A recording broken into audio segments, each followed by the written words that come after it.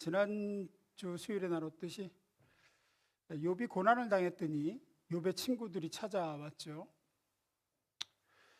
찾아와서 처음에는 아주 그 먼 곳에서 와준 것도 고맙고, 또 7일 낮밤을 욥과 함께 앉아 아무 말하지 않고 울어주며 같이 아파했습니다. 그랬던 친구들이 이 3장에 나오는 욥의 자기 저주를 듣고 돌변을 합니다. 지난주에 말씀드렸듯 욥의 이 소위 셀프 저주는 단순히 그 탄식이 아니라 생일을 저주한 건 낳아준 부모를 저주한 것과 같고, 자기 생명을 저주한 건 생명을 주신 하나님을 향한 저주나 마찬가지라고 말씀드렸습니다. 아마도 욥의 친구들은 욥이 고난 속에서 회개할 줄로 기대했던 것 같아요. 왜냐하면 그들은 앞으로 다루겠지만 모든 고난은 죄 때문이라는 생각을 가지고 있었기 때문입니다. 근데 욥이 회개하기는커녕 오히려 하나님이 주신 생명을 저주하고 하나님을 향해서 막 원망을 쏟아내는 것을 보고 태도가 이제 180도 바뀌게 되는 거죠. 그래서 4장부터는 거의 그 뒤에 하나님 등장하시 전까지 그 친구들은 욥을 공격하고, 욥은 자기를 변호하며 하소연하고, 다시 또 친구들이 공격하고, 이게 끊임없이 반복됩니다.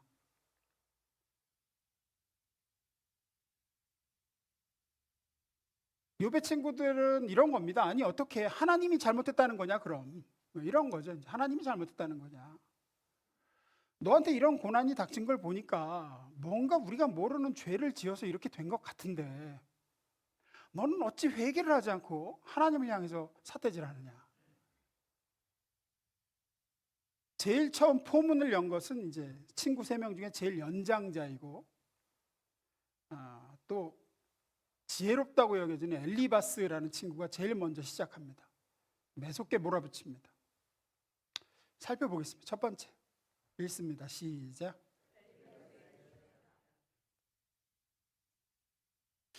엘리바스에 대한 정보가 별로 없는데, 대만 사람이라는 거, 대만이라는 곳이 그 에돔 땅 일부분, 에돔의 어떤 지역인데, 옛부터 여기선 지혜롭고 학식이 풍부한 사람들이 많이 살고 있다고 여겼다고 합니다. 그러니까 엘리바스는 이제 지혜와 지식이 풍성한 사람이고, 또 셋 중에서 제일 나이가 많은 사람이었습니다. 친구들 중에 욥보다도 훨씬 연장자였어요.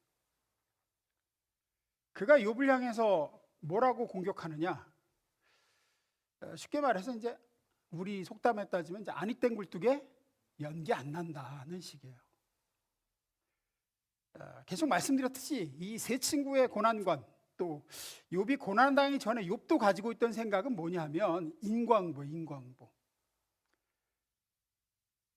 사람이 벌을 받는 것은 벌을 받을 만한 짓을 하나님께 했기 때문에, 그래서 벌을 받는 거고, 고난당하는 것은 악을 행했기 때문에 고난당하는 거다. 하나님은 선한 사람에겐 절대로 벌을 주시지 않는다. 절대로 고난을 주시지 않는다. 따라서 욥이 고난당하는 것은 죄와 악을 저질렀기 때문이다, 이거죠. 7절에 이렇게 얘기하죠. 본문 7절 엘리바스의 얘기입니다. 생각하여 보라. 죄 없이 망한 자가 누구인가? 정직한 자의 끊어짐이 어디 있는가? 그러니까 이런 인과응보,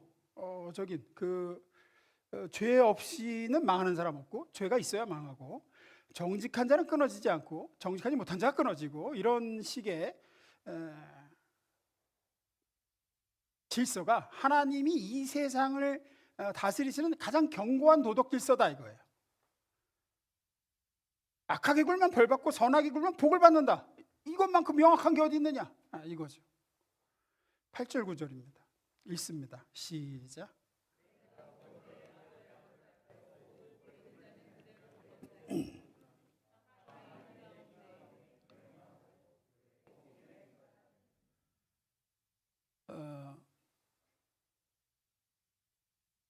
잘 봐라.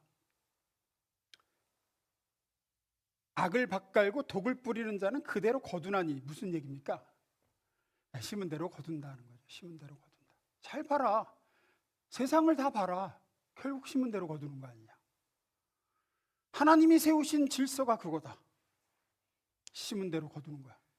따라서 네가 지금 이런 비참한 꼴을 겪고 건강도 다 무너지고 자식도 다 죽고 재산 다 잃어버린 거는 전에 뭘 심었기 때문이다? 예, 죄와 악을 심었기 때문이라는 거예요. 악을 밭갈고 독을 뿌렸기 때문에 거기에 대한 지금 네가 열매를 거두는 거 아니냐. 엘리바스는 고통 이꼴 죄라는 등식으로 무장한 사람입니다. 그래서 인과응보를 신봉해요. 됐습니다. 사실 인과응보 하는데 인과응보는 불교 용어죠. 선악의 원인이 있으며 그에 상응하는 고락의 결과가 있다, 뭐 이런 뜻입니다. 비슷한 말로 사필규정, 자업자득 이런 거죠. 비슷한 뜻이 심은 대로 거둔다. 심은 대로 거둔다. 이런 논리는 저와 여러분 안에도 상당히 뿌리 깊게 박혀 있습니다. 실제로도 성경에도 그렇게 말씀을 많이 또 하시고 있고 그런 사례도 종종 있죠. 대표적인 게 뭐 다윗 같은 경우. 다윗은 충신 우리아를 무고하게 죽이고 아내를 빼앗죠. 그 죄악으로 밧세바하고의 사이에서 낳은 아이가 죽고 자식들은 뭐 근친 상간에 형제끼리 죽이고 뭐 아버지 또 쫓아내고 왕자리 찬탈했다가 또 그 아들 압살롬은 또 아버지 부하에게 또 죽고 뭐 아주 무시무시한 죄악의 어떤 결실을 거두는 모습을 보죠. 우리가 신명기 28장에도 보면 분명히 기록되어 있죠. 순종하면 복받고 불순종하면 저주받는다. 대답 좀 하세요. 뭐라 그럽니까? 성읍에도 순종하면 성읍에서도 복을 받고 들에서도 복을 받고 들어와도 복을 받고 나가도 복을 받고 하나님의 말씀에 순종하는 자는 축복이 폭포수처럼 부어진다, 뭐 이런 얘기. 반면에 그 다음에 또 나오죠. 불순종하면 반대죠. 성읍에서도 저주받고 들에서도 저주받고 들어와도 저주 나가도 저주. 그러니까 순종 축복 불순종 저주 정확히 심은 대로 거둔다. 인과응보 자업자득.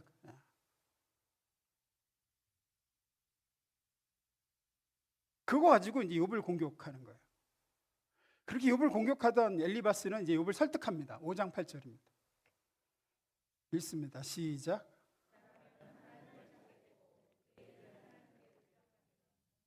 내가 너 같으면 이 상황에서 빨리 잘못을 인정하고 하나님께 용서를 빌겠다는 얘기.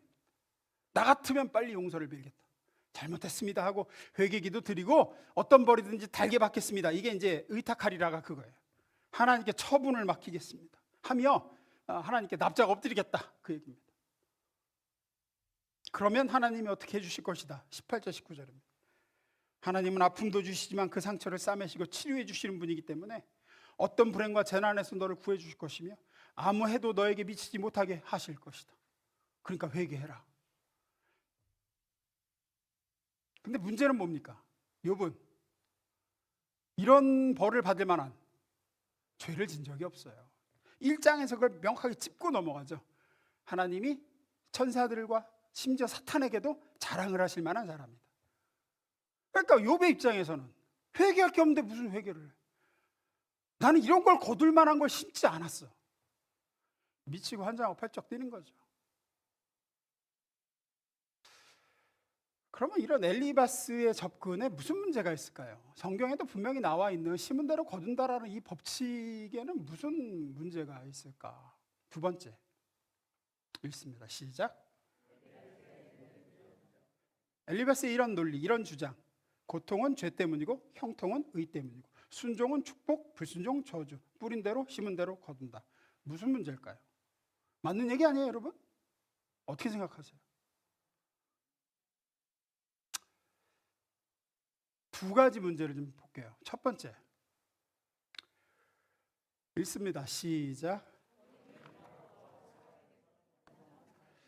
이런 식의 엘리바스의 접근의 문제점 중 하나는 원인을 사람의 고난과 환난과 고통의 원인을 과거와 사람에서만 자꾸 찾는다는 데 문제가 있어요. 우리가 앞서 봤듯이 지금 욥의 고난의 원인은 욥이 잘못 산 과거 때문도 아니고 사람 때문도 아니고 천상회의, 천상에서 벌어진 일이었죠. 욥이 알지 못하는 세계에서 하나님과 그 사탄 사이에 어떤 일종의 내기같이 대결이 벌어졌고 그 사이에 시험대에 올라 있는 게 욥이었습니다. 근데 엘리바스식의 접근은 그런 것들은 다 우리가 알 수 없는 영역의 원인은 다 제껴버리고 전부 원인을 과거와 사람에게서만 찾는다는 문제가 있어요. 고난을 해석하는 두 가지 관점이 크게 있습니다. 하나는 번영신학이고 하나는 고난신학이에요.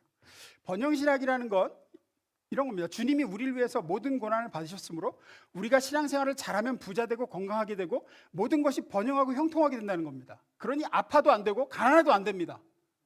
가난하고 병든 사람은 믿음이 없는 사람이고 예수님의 십자가에서 멀어진 사람이라고 봅니다. 그래서 부자들이나 잘 나가는 사람들은 이 번영신학을 무지 좋아합니다. 강남에 있는 대형 교회들에서 이런 식의 메시지가 참 많이 선포됩니다. 그래서 왜냐하면 내가 열심히 일해서 돈을 벌었어요.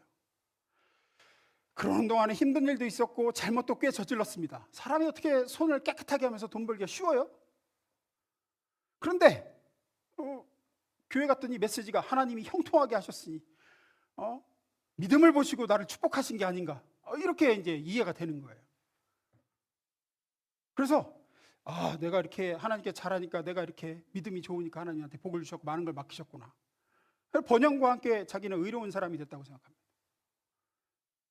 엘리바스의 주장 중에 하나가 그렇죠. 5장 25절, 14절, 25절.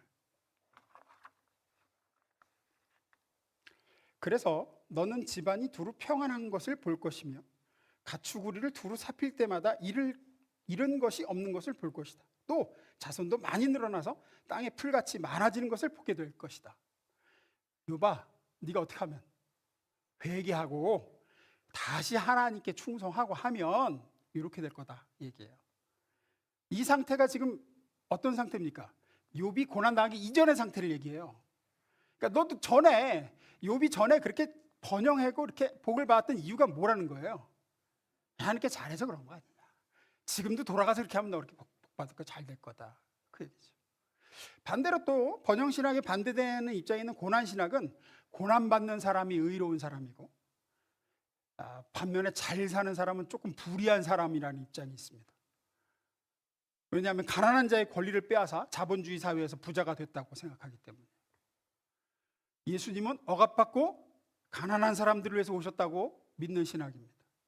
이런 고난신학에서 해방신학이 나오고 또 일종의 혁명이론이 나오고 또 노조 투쟁의 논리가 나오고 그랬습니다. 가난한 사람들은 고난신학을 좋아합니다. 못 사는 나라, 저기 남미 이런 국가들 쪽에 이제 이런 신학이 만연했었습니다. 한때. 엘리바스가 이렇게 얘기하죠. 욥기 5장 15절 16절. 하나님은 가난한 자를 강한 자의 칼과 그 입에서 또한 그들의 손에서 구출하여 주시나니 그러므로 가난한 자가 희망이 있고 악행이 스스로 입을 다무느니라.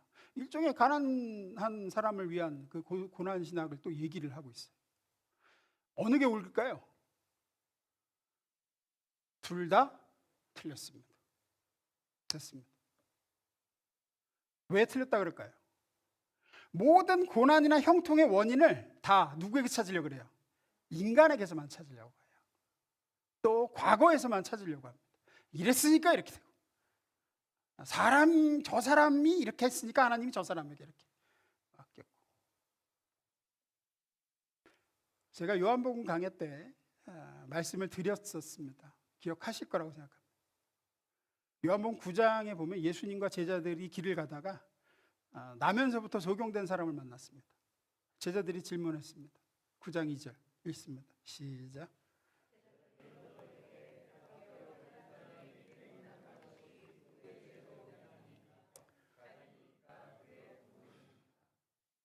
이것이 바로 당시 이스라엘 사람들의 사고방식이었고 오늘 본문에 나오는 욥의 친구 엘리바스의 사고방식입니다. 모든 고통과 불행은 과거에 저 사람이 지은 죄 때문이다. 과거와 사람에게 원인을 찾는 거죠. 분명히 저 사람이 저렇게 고통받는 것은 죄 때문인데, 그렇다면 부모의 죄 때문인가? 만약에 그렇다면 자기가 죄진 것도 아닌데 부모 죄 때문에 한평생 맹인으로 살아야 한다니, 야, 이거 좀 너무하지 않은가? 아니면 저 사람 죄인가? 아니 그럼 태어나면서부터 맹인이 됐다 그러면 엄마 뱃속에서 죄진 것도 아닐 텐데 이게 어떻게 해석이 안 되는 거예요. 이상하다. 그러니 예수님께 누구의 죄 때문입니까? 라고 묻는 거죠. 도대체 누구 죄 때문입니까? 우리는 자꾸만 어떤 사건의 원인을 과거로 돌리는 경향이 있어요. 과거에 이래서 지금 이렇다. 그래서 하다 안 되면 누구 찾아요? 조상 찾고 전생 찾고 업보 찾고 이런 게 그래서 그렇죠. 과거에서 자꾸 현재의 원인을 찾기 때문에. 또 우리는 자꾸만 사람에게서 원인을 찾으려고 합니다. 이걸 사회학에서는 이걸 원인 귀속이라고 그래요. 사람은 어떤 일의 원인을 어떤 대상에게든 자꾸 귀속시키려고 한다는 거예요. 탓을 해야 된다는 거예요. 저 사람 때문에 이렇게 내가 됐다. 그게 누구든. 그래야 마음이 편안해지는 게 인간이라는 거예요. 누굴 탓해야. 이렇게 된 원인을, 이게 다 누구 때문이다. 이게 다 내 부모 때문. 이게 다 우리 남편 때문이고. 이게 다 우리 내가 결혼을 잘못해서. 이게 다 자식 새끼들 때문이고. 뭐 조선족 때문이고, 외국인 근로자 때문이고, 좌파 때문이고, 우파 때문이고, 남자 때문이고, 여자 때문이고, 젊은 것들 때문이고, 노인네들 때문이고, 이게 다 그래서 그러는 거예요. 원인 귀속. 전부 사람에게서 원인을 찾죠. 얼마 전에 그 시작한 드라마 중에 아주 재밌게 본 드라마가 지금도 진행 중인 드라마 있어요. 폭삭 소가수다라는 드라마인데 근래 나온 드라마 중에는 아주 수작인 것 같아요. 거기 주인공 그 애순이라는 주인공인데 어머니 광녀라는 그 해녀가 있습니다. 이 광녀가 열대살에 시집을 와가지고 딸 하나 낳고 남편이 죽어요. 그래서 시댁에서 뭐라 그래? 서방 잡아먹은 년이라고 계속 그래요. 저 년이 서방 잡아먹었다고. 저 년이 내 아들을 잡아먹고 우리 형을 잡아먹었다고. 나중에 이제 열받아가지고 가서 네 새끼 명 짧은 게 내 탓이야 막 그러고 이제 그러죠. 엘리바스도 예수님의 제자들도 전부 이런 식이에요. 누구 때문입니까? 혹은 과거에 뭐 잘못해서 그럽니까? 과거 아니면 사람. 그러나 이 질문에서 예수님은 이렇게 대답하시죠. 우리 전에도 나눴죠. 3절 읽습니다. 시작.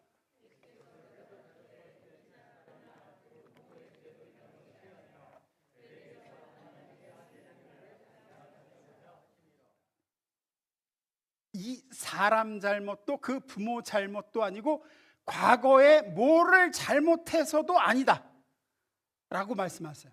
그러면서 원인이 없으니까 찾지 말아라 이렇게 말씀하시나요? 아니죠. 저 사람의 고통의 원인은 분명히 있으나 지금 현재 시점에서는 너희가 그것을 찾을 수 없다는 얘기를 하세요. 그러면서 왜 찾을 수 없다고 그러시죠? 원인이 뭡니까? 두 가지를 말씀하세요. 첫째는 과거가 아니라 미래가 원인이다 그러시는 거죠. 미래가 원인이다. 장차 하나님이 지금이 아니고 과거의 뭐 때문이 아니라 앞으로 저 사람에게서 하나님이 뭔가를 하시려고 이 고난을 허락하셨다. 그러니 원인을 지금 찾으려고 하면 찾을 수 없어. 원인은 장차 앞으로 하나님 하실 일에 있어 라고 얘기하죠. 또 하나, 사람이 아니야. 저 사람도 아니고 부모도 아니고 누가 원인이라는 거예요? 하나님이 원인이야. 하나님이 원인이야. 하나님이 원인이야. 과거도 아니고 사람도 아니고 미래와 하나님이 원인이다. 하나님이 저 사람의 미래에 뭔가 하시려고 지금 저 고난을 허락하셨다. 이것은 우리 자신에게나 주변 교우에게서 일어나는 어떤 알 수 없는 고난, 해석이 안 되는 고통을 볼 때 원인을 도무지 찾을 수 없는 고통에 놓이게 됐을 때 우리가 반드시 잊지 말고 기억해야 할 사고의 전환이에요. 우리는 반드시 그렇게 해야 됩니다. 우리는 끊임없이 과거에서 찾고 사람에게서 찾고 나 자신에게 찾고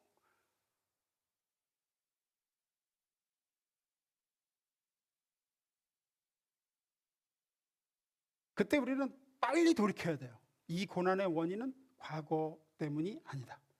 미래에 뭔가가 하나님의 계획이 있는 거다. 이 고통의 원인은 쟤 때문도 나 때문도 누구 때문도 아니라 하나님의 크고 완전하신 계획과 섭리에 있다. 요셉이 그러죠. 요셉이 형들이 와가지고 이렇게 우리가 너를 팔았다, 용서해달라고, 우리가 너 이제부터 당신의 종인이다, 동생한테. 그러니까 요셉이 울면서 그러죠. 내가 하나님을 대신하리니까. 이렇게 하신 것은 누가? 하나님이 그렇게 하신 거 아닙니까? 하나님이 많은 사람을 구원하려고 하나님이 당신들 손을 통해서 저를 먼저 이 애굽에 보내신 거 아닙니까? 사고의 전환입니다. 여러분이 여러분의 죄 때문에 십자가에서 고통과 저주를 당하신 예수 안에 있으시다면 분명히 기억하셔야 됩니다. 저와 여러분이 당하는 모든 고난은 과거가 원인이 되어 지금 저주와 형벌을 받는 게 아닙니다. 미래가 원인이 되어 장차 좋은 것 주시려는 하나님의 계획에 있음을 잊지 마시기를 주님으로 축원합니다. 하나님은 이 고통의 시간, 이해할 수 없는 지금의 이 현실을 통해서 지금은 원인을 찾을 수 없지만 반드시 장차 우리가 명확히 알 수 있는 하나님의 온전하시고 선하신 일을 나타내실 것입니다. 사도 바울은 이 믿음을 가지고 고백을 하죠. 빌립보서 1장 21절입니다. 이는 내게 사는 것이 그리스도니 죽는 것도 유익함이라.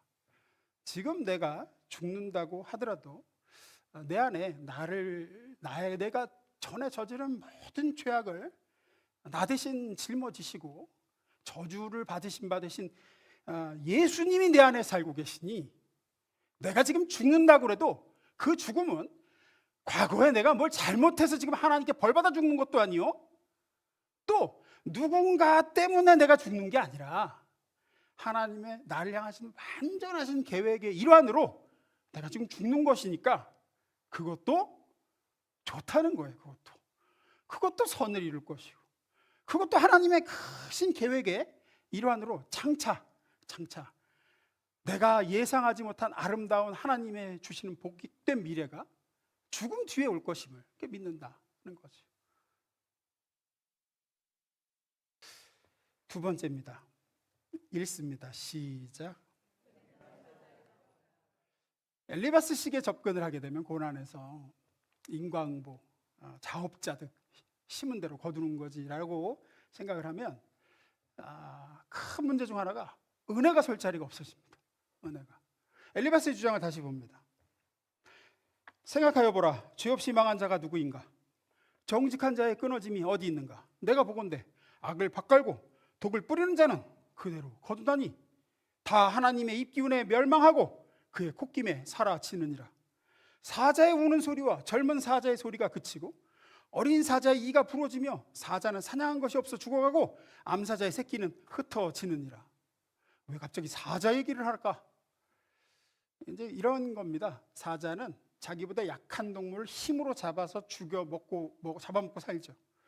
그렇게 남의 것을 뺏고 힘으로 약탈해서 사는 자는 결국은 사자가 늙으면 잡아먹을 수 없어 이빨 빠지고 굶어 죽듯이 결국은 하나님의 심판으로 지가 뿌린 대로 거두어서 비참하게 끝나는 거야. 이런 얘기를 하고 있습니다. 인과응보, 축복 이꼴 순종, 불순종 이꼴 저주. 이거로만 이제 보고 있는 거죠. 세상과 사람을 보는 겁니다. 여기에 첫 번째 문제는 말씀드린 대로 모든 원인을 과거와 인간에게서만 찾는다는 데 문제가 있다 그러면, 두 번째는 이렇게 심은 대로 거둔다만 자꾸 모든 것에 들이대서 대입해서 해석을 하려고 그러면 됐어요. 이렇게 되는 거죠. 예를 들어서 내가 혹은 누군가가 돈을 많이 벌어서 집을 사고 좋은 집을 사고 좋은 차를 사고 그리고 또 자녀들도 공부를 잘해서 좋은 대학 가고 말이야 좋은 대기업에 취직해서 자식들도 잘 나가고 그러면 이제 원인을 누구한테 찾죠? 나한테 찾는 거예요. 나한테서 내가 잘 뿌렸으니까, 내가 잘 심었으니까 하나님께로부터 이렇게 복을 거둔다. 이게 자명한 듯 말하고, 반면에 내가 돈도 못 벌어, 집도 없어, 자녀들은 뭐 대학에 막 우수 육수하거나 뭐 진짜 별 볼 없는 대학 가고 취직도 안 되고 더 나아가 가족에게 이런 아픔이 있고 저런 아픔이 있고, 그러면 이제 뒤에서 이제 수군거리는 거죠. 아무리 봐도 주의를 제대로 안 지켰어. 기도를 안 하더라. 저 집에 기도를 안 해. 보니까 11조를 자주 떼먹더라. 11조를 하는 식으로 형통의 원인도 나, 고난의 원인도 나라고 해석을 하게 돼요. 엘리바스 시기적고는 그렇게 됩니다. 과거나 다른 사람 안 찾으면 이제 나에게 찾는 거죠. 나에게서. 뭐 예를 들어서 이런 식으로 생각을 품고 살다가 자기에게 큰 고난이 탁 닥쳐오면, 뭔가 안 좋은 일이 확 발생하면, 인간은 누구나 아이고 우리 애가 잘못된 게 나 때문이 아닌가, 그때 잘못한 일로 내가 지금 이런 벌을 당하고 있는 건 아닌가 하면서 끊임없이 자기를 괴롭힙니다. 그래서 불행에 더 불행한 늪으로 빠져듭니다. 가뜩이나 괴로운 자신을 이중적으로 괴롭게 합니다. 무서운 거죠. 엘리바스처럼 이렇게 인과응보로 모든 걸 묶어서 풀어버리려고 하면 그렇게 갈 수밖에 없어요. 엘리바스의 하나님은 인과응보의 하나님, 권선징악의 하나님, 그 틀을 벗어나지 못하는 하나님이에요. 무조건 심은 만큼 심은 것을 심은 대로 거두게 하시는 하나님. 이런 하나님은 어떻게 보면 너무 쪼잔한 하나님이세요.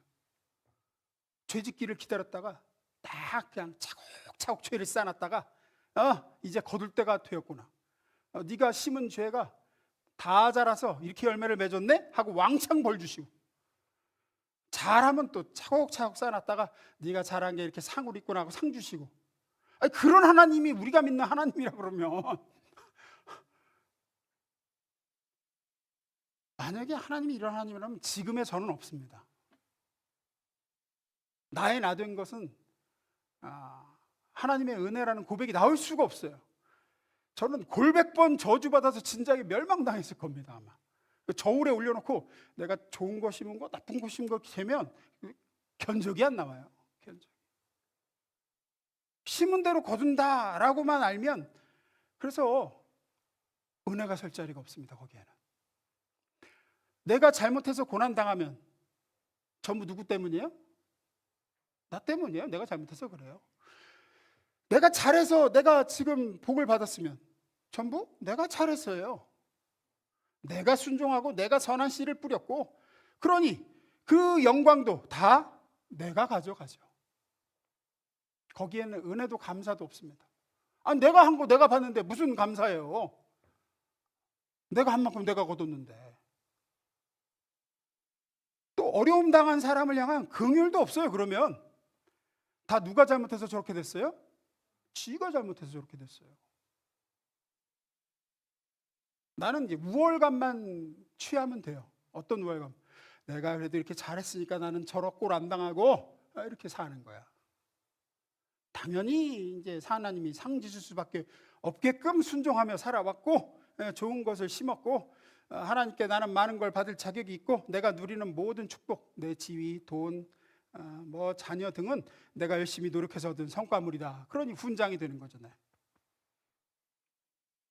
거기에는 감사가 설 자리도 없고 은혜가 설 자리도 없어요. 그래서 이게 심각한 게 이제 구원의 문제까지 갑니다. 이렇게 되면 구원의 문제까지. 내가 이렇게 구원받은 것은 내가 구원받을 만한 짓을 했기 때문이에요. 그래서 하나님이 나를 구원해 주셨어요. 거기까지 가요. 더 가면. 하지만 성경이 말하는 하나님은 이 엘리바스가 말하는 하나님과 다릅니다. 성경에는 인과응보의 원리를 아득히 뛰어넘는 은혜의 원리라는 게 있습니다. 분명히 하나님은 우리에게 우리가 심지 않은 좋은 것을 분명히 내가 심은 게 아니에요. 나는 이런 걸 거둘 만한 것을 심은 적이 없어요. 근데 이렇게 좋은 것을 거두게 하시고, 나는 분명히 악한 것들을 많이 심었어요. 근데 그것들을 내가 거두지 않게 하시고, 혹 내가 당하는 고난이나 어려움도 결국은 선으로 바꿔서 좋은 것으로 바꿔주시는 하나님의 은혜가 있어요. 어떻게 그 은혜가 저와 여러분의 임하게 되었습니까? 십자가에서 맞바꾸셨기 때문이죠. 예수께서 내가 심은 악하고 죄된 것을 나 대신 2000년 전에 다 거두셨기 때문입니다. 예수께서 심으신 온전하고 선하고 의로운 것을 내가 거두도록 하나님이 나에게로 돌리셨어요. 따라서 이 은혜의 시각에서 보면 내가 지금 이런 고난이 겪게 되고 내가 이렇게 어려움을 당하는 것은 내가 심은 결과물이 아니라 결국은 나에게 복 주고 복 주시려는 하나님의 놀라운 계획과 은혜의 일환임을 우리가 믿어야 될 줄로 믿습니다. 내가 잘못 심은 거는 예수님이 가져가셨습니다. 그런데 왜 이렇게 힘들어요? 여러 가지가 있어요. 여러 가지가 있는데 결과는 좋은 거 주시려고요. 여러분이 예수와 멀어져서 더 가까이 이끄시려는 걸 수도 있고, 우리의 삶에서 이렇게 뼈가 이렇게 틀어져 있으면 그걸 이렇게 바로 잡아야 되잖아요. 접고론에서 옛날에 뼈를 바로 잡아야 되잖아요. 내가 정말로 행복하게 원하시겠어 그거를 바로 잡으시려는 하나님의 치료의 손길일 수도 있고, 내가 너무 이 땅에 소망을 두고 살아서 결국은 그렇게 살면 불행해지겠기에 이 땅이 아닌 천국에 사람이 아닌 하나님께 소망을 두게 하시려고 하는 것일 수도 있고, 어쨌거나 결과물은 하나님은 나에게 좋은 것 주시고자 하는 것이지 내가 과거에 뭘 잘못해서 그걸 거두게 하시면 아닙니다. 그 거둠은 예수님이 2000년 전에 저와 여러분을 대신해서 십자가에서 물과 피를 다 쏟으시고 모욕당하시고 저주받으시면서 이미 다 거둬 가셨습니다.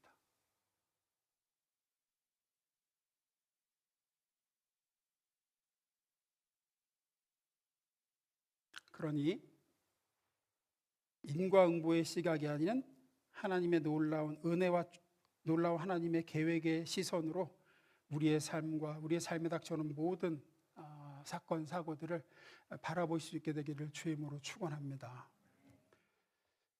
말씀 마무리 있습니다. 결국 고난은 우리에게 둘 중에 하나를 결과물을 만들어냅니다.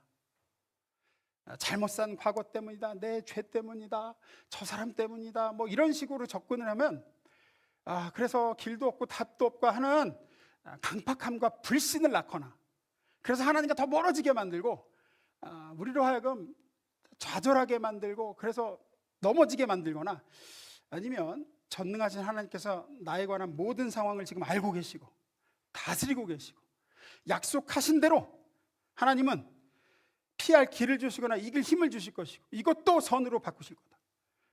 하나뿐인 아들과 나를 바꾸시니까 나를 위해 세우신 온전하고 선하신 계획은 절대로 좌절되거나 잘못되지 않는다라고 믿는 영광스러운 믿음을 낳거나, 둘 중에 하나입니다. 좌절과 강팍함과 불신을 낳거나 이런 영광스러운 하나님을 향한 믿음을 낳거나, 여러분 영광스러운 믿음을 가지고 우리에게 여러분에게 지금 있는 크고 작은 어려운 시련들을 잘 이겨내시고 이 시간을 통과하셔서 하나님이 저와 여러분을 위해서 장차 미래적으로 계획하신 하나님의 좋은 때 오는 것을 보게 될 수 있기를 주의 이름으로 축원합니다. 기도하겠습니다.